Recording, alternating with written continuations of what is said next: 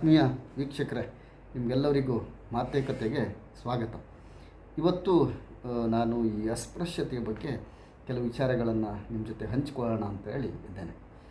ನಿಮಗೆಲ್ಲ ಗೊತ್ತಿರುವ ಹಾಗೆ ಭಾರತದ ಸಂವಿಧಾನದ ಶಿಲ್ಪಿ ಡಾಕ್ಟರ್ ಅಂಬೇಡ್ಕರ್ ಅವರು ಸತಾರದಲ್ಲಿದ್ದಾಗ ಅವರು ಹೋಗ್ತಾ ಇದ್ದಂಥ ಸ್ಕೂಲ್ನಲ್ಲಿ ನೀರು ಕುಡಿಲಿಕ್ಕಿರುವಂಥ ನಳವನ್ನು ನೇರವಾಗಿ ಮುಟ್ಟಲಿಕ್ಕೆ ಸಾಧ್ಯ ಇರಲಿಲ್ಲ. ಹಾಗೆಯೇ ಅಂಬೇಡ್ಕರ್ ಅವರು ಅವರ ಸಹಪಾಠಿಗಳ ಜೊತೆಗೆ ಕೂತ್ಕೊಳ್ಳಿಕ್ಕೆ ಅವಕಾಶ ಇರಲಿಲ್ಲ. ಅವರಿಗೆ ಒಂದು ಮೂಲೆಯಲ್ಲಿ ಒಂದು ಗೋಣಿ ಚೀಲವನ್ನು ಕೊಡ್ತಾಯಿದ್ರು. ಸೊ ಆ ಗೋಣಿ ಚೀಲದ ಮೇಲೆ ಇವರು ಭೀಮರಾವ್ ಕೂಡಿರಬೇಕು. ಆ ನಂತರ ಆ ಗೋಣಿ ಚೀಲವನ್ನು ಅವ್ರ ಮನೆಗೆ ತೊಗೊಂಡೋಗ್ಬೇಕು, ಮತ್ತು ಅದನ್ನು ವಾಪಸ್ ಅಲ್ಲೇ ಇಟ್ಕೊಂಡು ಅಲ್ಲಿ ಕೂತು ಅವರು ಅಧ್ಯಯನದಲ್ಲಿ ತೊಡಗಬೇಕು. ಆವತ್ತಿನ ಕಾಲದಲ್ಲಿ ಅಟ್ಲೀಸ್ಟ್ ಅವರಿಗೆ ಅಧ್ಯಯನಕ್ಕಾದರೂ ಅವಕಾಶ ಕೊಟ್ಟರಲ್ಲ ಅಂತ ಹೇಳೋದು ಒಂದು ವಿಶೇಷ. ಡಾಕ್ಟರ್ ಅಂಬೇಡ್ಕರ್ ಅವರೇ ಹೇಳ್ತಾರೆ, ಅಸ್ಪೃಶ್ಯತೆ ಎಂಥ ಅಮಾನವೀಯ ಅಂತಂದರೆ, ನನಗೆ ನೀರಡಿಕೆ ಆದಾಗ ನಾನು ನೇರವಾಗಿ ನಳದಲ್ಲಿ ನೀರನ್ನು ಬಿಟ್ಕೊಂಡು ನೀರು ಕುಡಿಯುವಂಥ ಅವಕಾಶ ಇರಲಿಲ್ಲ. ಆದರೆ ಸವರ್ಣೀಯರಿಗೆ ಅವರು ತಮಗೆ ನೀರಡಿಕೆ ಆದಾಗ ಹೋಗಿ ಟ್ಯಾಪ್ನಲ್ಲಿ ನೀರನ್ನು ಬಿಟ್ಕೊಂಡು ಕುಡಿತಿದ್ರು. ನಾನು ಕುಡಿಬೇಕಿದ್ರೆ ಯಾರಾದರೂ ಒಬ್ಬ ಸವರ್ಣೀಯ ಹುಡುಗನೇ ಬಂದು ನೀರನ್ನು ಬಿಡಬೇಕಾಗಿತ್ತು. ಆಮೇಲೆ ಈ ಗೋಣಿ ಚೀಲದಲ್ಲಿ ಕೂಡಿರುವಂಥದ್ದು. ಆಮೇಲೆ ಕ್ಷೌರಕ್ಕೆ ಸಂಬಂಧಪಟ್ಟಿದ್ದು, ಅವರ ಏರಿಯಾದಲ್ಲಿ ಯಾರೂ ಅವರಿಗೆ ಕ್ಷೌರವನ್ನು ಮಾಡ್ತಾ ಇರಲಿಲ್ಲ. ಸೊ ಅಂಬೇಡ್ಕರ್ ಅವರ ಹಿರಿಯಕ್ಕ ಅಂಬೇಡ್ಕರ್ ಅವರಿಗೆ ಮತ್ತು ಅವರ ಮನೆಯವರಿಗೆ, ಅಂದರೆ ಅವರ ಅಪ್ಪನಿಗೆ ಕ್ಷೌರವನ್ನು ಕೂಡ ಮಾಡ್ತಿದ್ರು, ಮತ್ತು ಅವರು ಆ ಕೌಶಲ್ಯವನ್ನು ಆಮೇಲೆ ಭಾಳ ಅದ್ಭುತವಾಗಿ ಗಳಿಸ್ಕೊಂಡ್ರು ಅಂತ ಹೇಳೋದನ್ನು ಅಂಬೇಡ್ಕರ್ ಅವರು ಹೇಳ್ತಾರೆ. ನೋಡಿ, ನಾವು ಇವತ್ತು ಕೂಡ ಭಾರತಕ್ಕೆ ಸ್ವಾತಂತ್ರ್ಯ ಸಿಕ್ಕು 75 ವರ್ಷಗಳ ನಂತರ ಕೂಡ ನಮ್ಮಲ್ಲಿ ಭಾಳಷ್ಟು ಕಡೆ ಅಸ್ಪೃಶ್ಯತೆ ಆಚರಣೆ ಆಗ್ತದೆ. ಸವರ್ಣೀಯರು ದಲಿತರ ಮೇಲೆ ದಾಳಿಯನ್ನು ಮಾಡುವಂಥದ್ದು, ಆಮೇಲೆ ಅವರನ್ನು ಸುಡುವಂಥದ್ದು, ಸುಟ್ಟು ಕೋರ್ಟಿನಲ್ಲಿ ತಾವು ನಿರ್ದೋಷಿಗಳಂತ ಸಾಬೀತಾಗುವಂಥದ್ದು, ಇವುಗಳೆಲ್ಲ ವಿದ್ಯಮಾನಗಳನ್ನು ನಾವು ನೋಡ್ತಾ ಇದ್ದೇವೆ. ಸೊ ಇದನ್ನು ಸರ್ಕಾರ ಭಾಳ ಪ್ರಯತ್ನಪೂರ್ವಕವಾಗಿ ನಿಯಂತ್ರಣ ಮಾಡಲಿಕ್ಕೆ ಪ್ರಯತ್ನ ಮಾಡಿದೆಯಾದರೂ ಕೂಡ ನಾವು 100 ವರ್ಷದ ಹಿಂದೆ 75 ವರ್ಷದ ಹಿಂದೆಗಿಂತ ಈಗ ಸ್ವಲ್ಪ ಸುಧಾರಿಸಿದ್ದೀವಿ ಬಿಟ್ಟರೆ ಸಂಪೂರ್ಣವಾಗಿ ಅಸ್ಪೃಶ್ಯತೆ ಅನ್ನೋದು ನಿವಾರಣೆ ಆಗಿಲ್ಲ. ಇದೇ ವಿಚಾರದಲ್ಲಿ ನಾವು ಮಾತಾಡ್ತಾ ಇರಬೇಕಾದ್ರೆ ನಮ್ಮೊಬ್ಬ ಸ್ನೇಹಿತ, ಭಾಳ ಶಿಕ್ಷಿತ ಸ್ನೇಹಿತ ಹೇಳ್ತಾಯಿದ್ರು, ಈ ಅಸ್ಪೃಶ್ಯತೆ ಮತ್ತು ನಮ್ಮ ರೂಢಿ ಸಂಪ್ರದಾಯಗಳು ಇದೆಯಲ್ಲ, ಇದು ನಮ್ಮ ಮನೆಯಲ್ಲಿದ್ದರೂ ಓಕೆ ಅಂತಂದರು. ನನಗನ್ಸುತ್ತೆ, ನೀವು ನಿಮ್ಮ ಮನೆಯಲ್ಲಿ ಅಸ್ಪೃಶ್ಯತೆಯನ್ನು ಮಾಡಿದರೆ ಇಂಥ ಭಾಳ ಜನಗಳು ಅವ್ರವ್ರ ಮನೇಲಿ ಅಸ್ಪೃಶ್ಯತೆಯನ್ನು ಮಾಡ್ತಾ ಅದು ಸಾಮೂಹಿಕವಾಗಿ, ಸಾರ್ವಜನಿಕವಾಗಿ ಕೂಡ ಒಂದು ಅಸ್ಪೃಶ್ಯತೆಯ ಆಚರಣೆಗೆ ಪ್ರೇರೇಪಣೆ ಕೊಡುತ್ತೆ ಅಂತ ಹೇಳೋದು ನನ್ನ ಭಾವನೆ. ಹಾಗೆಯೇ ನಾನು ಮಾಧ್ಯಮದ ಪರಿಣಿತಿ ಇರೋದರಿಂದ ಮಾಧ್ಯಮ ಕ್ಷೇತ್ರದಲ್ಲಿ ಕೆಲಸ ಮಾಡ್ತಾ ಇರಬೇಕಿದ್ರೆ ಈ ಉತ್ತರ ಕನ್ನಡ ಜಿಲ್ಲೆಯಲ್ಲಿ ಮೊಗೇರರು ಮತ್ತು ಇತರ ಪರಿಶಿಷ್ಟರ ಒಂದು ವಿವಾದ ಆಗಿತ್ತು.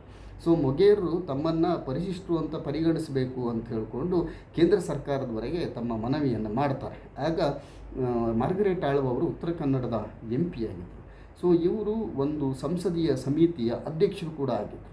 ಆ ಸಂಸದೀಯ ಸಮಿತಿಯ ಕೆಲಸ ಏನಂತಂದರೆ, ಇಲ್ಲಿ ಉತ್ತರ ಕನ್ನಡಕ್ಕೆ ಬಂದು ಉತ್ತರ ಕನ್ನಡದಲ್ಲಿ ವಾಸಿಸ್ತಾ ಇರುವಂತಹ ಮೊಗೇರರೇನಿದ್ದಾರೆ ಇವರ ಪರಿಸ್ಥಿತಿಗಳನ್ನೆಲ್ಲ ಅಧ್ಯಯನ ಮಾಡಿ ಅವರು ಪರಿಶಿಷ್ಟರಾಗಲಿಕ್ಕೆ ಯೋಗ್ಯರೋ ಅಥವಾ ಅಲ್ವೋ ಅನ್ನೋದನ್ನು ತೀರ್ಮಾನ ಮಾಡುವಂಥ ಒಂದು ಸಮಿತಿ.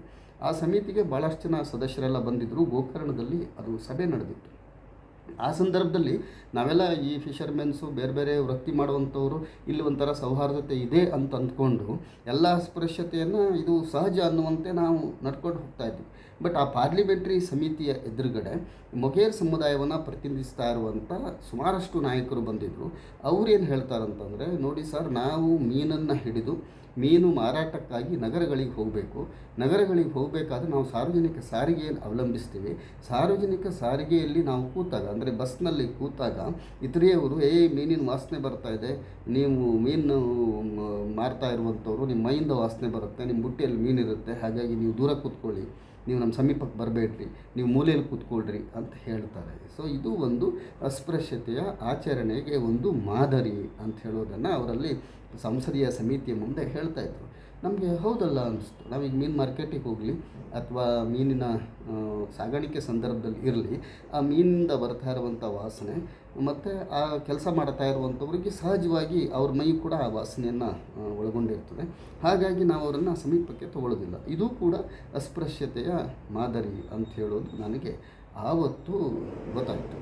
ಸೊ ನಾವು ಇವತ್ತಿನ ಈ ಸಮಾಜವನ್ನು ನೋಡಿದಾಗ ಹೇಗೆ ಒಬ್ಬ ಮೀನುಗಾರರನ್ನು ನೀನು ಮುಂದಕ್ಕೆ ಬರಬೇಡ, ಮೂಲೆಯಲ್ಲಿ ಕೂತ್ಕೋ, ಆ ಮೀನಿಂದ ವಾಸನೆ ಬರುತ್ತೆ, ನಿಮ್ಮ ಮೈಯಿಂದ ವಾಸನೆ ಬರುತ್ತೆ ಅಂತ ಹೇಳಿದಾಗೆ ಇತರ ಪರಿಶಿಷ್ಟವರಿಗೆ ನೀವು ಮನೆ ಒಳಗಡೆ ಬರಬೇಡ, ನನ್ನ ಅಡುಗೆ ಮನೆ ಒಳಗಡೆ ಬರಬೇಡ, ನನ್ನ ದೇವ್ರ ಕೋಣೆ ಒಳಗಡೆ ಬರಬೇಡ, ನನ್ನ ಬೆಡ್ರೂಮ್ ಒಳಗಡೆ ಬರಬೇಡ, ಯಾಕಂತಂದರೆ ನೀನು ಪರಿಶಿಷ್ಟ ಜಾತಿಯಿಂದ ನೀನು ಹಿಂದುಳಿದವನು ಅಥವಾ ಜಾತಿಯಿಂದ ನೀನು ನಿಷ್ಕೃಷ್ಟ ವರ್ಗಕ್ಕೆ ನಿಮ್ನ ವರ್ಗಕ್ಕೆ ಸೇರಿದವನು ಅಂತ ಹೇಳುವಂತಹ ಒಂದು ವಾಸ್ತವವನ್ನು ನಾವು ಇವತ್ತೆಲ್ಲ ನೋಡ್ತಾ ಇದ್ದೀವಿ. ಸೊ ಇದು ಯಾವಾಗ ನಿವಾರಣೆ ಆಗುತ್ತೆ? ನನಗನ್ಸುತ್ತೆ ಪರಿಶಿಷ್ಟರಲ್ಲಿ ಅಥವಾ ನಿಮ್ನ ವರ್ಗಗಳಲ್ಲಿ ಅವರು ಆರ್ಥಿಕವಾಗಿ ಉನ್ನತಿಯನ್ನು ಸಾಧಿಸಿದಾಗ ಮತ್ತು ಸಾಮಾಜಿಕವಾಗಿ ಶೈಕ್ಷಣಿಕವಾಗಿ ಈವನ್ ಧಾರ್ಮಿಕವಾಗಿರೋದೇ ಅಂತಂದ್ರೇ ಅದು ಅಸ್ಪೃಶ್ಯತೆ ಆಚರಣೆ, ರೂಢಿ, ಸಂಪ್ರದಾಯ, ದೇವರ ಹೆಸರಿನಲ್ಲಿ ಮಾಡಬಾರದ ಭಾಳಷ್ಟು ಆಚರಣೆಗಳನ್ನು ಮಾಡೋದು ಇವುಗಳೆಲ್ಲ ಧಾರ್ಮಿಕತೆ ಅಂತ ಅನಿಸ್ಕೊಳ್ಳುತ್ತೆ. ಬಟ್ ಅಂಥ ಧಾರ್ಮಿಕತೆಯನ್ನು ಮೀರಿ ನಾರಾಯಣ ಗುರುಗಳು ಹೇಳಿರುವಂಥ ಒಂದು ಅಪ್ಪಟ ಆಧ್ಯಾತ್ಮಿಕ ಆಧಾರಿತ ಧಾರ್ಮಿಕತೆಯ ಆಧಾರದಲ್ಲಿ ನೋಡಿದಾಗ ಧಾರ್ಮಿಕ, ರಾಜಕೀಯ, ಶೈಕ್ಷಣಿಕ, ಆರ್ಥಿಕ ರಂಗಗಳಲ್ಲಿ ದಲಿತರು ಅಥವಾ ನಿಮ್ನ ವರ್ಗದವರು ಮುಂದುವರಿದು ಬಂದಾಗ ಈ ಅಸ್ಪೃಶ್ಯತೆ ಸ್ವಲ್ಪ ಕಡಿಮೆ ಆಗ್ಬೋದು ಅನ್ನೋದು ನನ್ನ ಭಾವನೆ. ಬಟ್ ನಮಗೆಲ್ಲ ಅನಿಸುತ್ತೆ ನಾವೆಲ್ಲ ಒಂದು ಸಮಾಜದಲ್ಲಿ ನಾವೆಲ್ಲರೂ ಸೇರಿರಬೇಕು, ಜಾತ್ಯತೀತರಾಗಿರಬೇಕು, ನಾವೆಲ್ಲರೂ ಸಮಾನರು, ನಾವು ಸಂವಿಧಾನದ ಮುಂದೆ, ಈ ದೇಶದ ಕಾನೂನಿನ ಮುಂದೆ ನಾವೆಲ್ಲರೂ ಸಮಾನರು ಅಂತ ಹೇಳ್ತಾನೆ ನಮ್ಮಲ್ಲಿ ನಾವು ಶ್ರೇಣೀಕೃತವಾದಂತಹ ಭಾಳಷ್ಟು ಇಂಥ ನ್ಯೂನ್ಯತೆಗಳನ್ನೆಲ್ಲ ನಾವು ನೋಡ್ತಾ ಇರ್ತೀವಿ. ಸೊ ಇದು ಯಾವಾಗ ಸುಧಾರಿಸುತ್ತೆ ಅನ್ನೋದೊಂದು ಬಿಗ್ ಪ್ರಶ್ನೆ.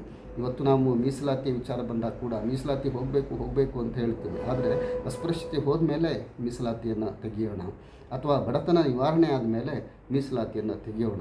ಸಮಾಜದಲ್ಲಿರುವಂಥ ಶ್ರೇಣೀಕೃತ ವ್ಯವಸ್ಥೆ, ಅಸ್ಪೃಶ್ಯತೆ ಇವುಗಳೆಲ್ಲ ಹೋಗಲಾಡಿಸಿದ ಮೇಲೆ ಅಂದರೆ ಇರಾಡಿಕೇಟ್